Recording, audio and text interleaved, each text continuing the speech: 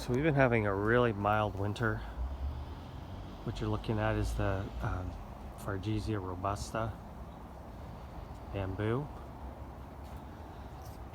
And I've been looking because I've been curious. And there it is, first shoot of the year. These things, they usually put out a large number of shoots March or April.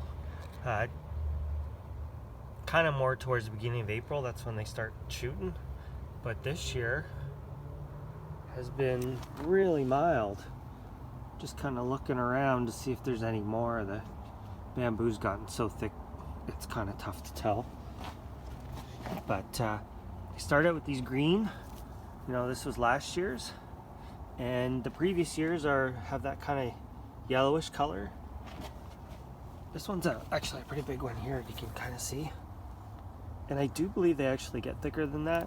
They're not as big as like a lot of the running bamboos, but these ones are very controllable.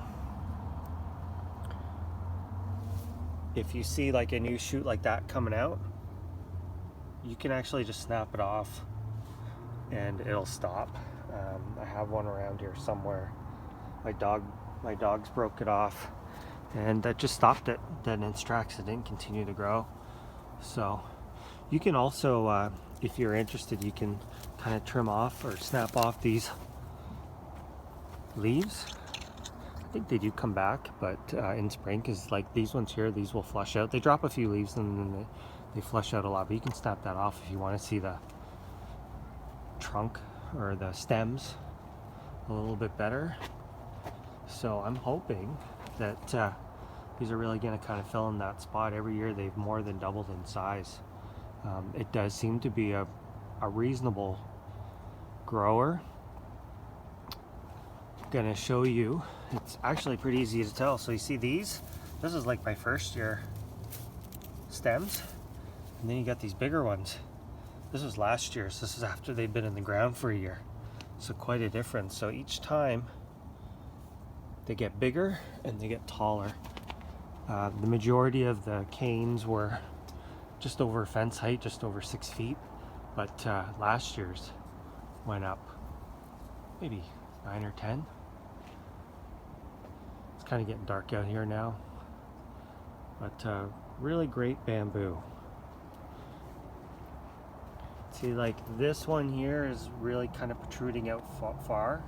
I could just cut that and it would continue. They're very tidy, very easy to maintain a tight hedge, and they get thicker and thicker with time.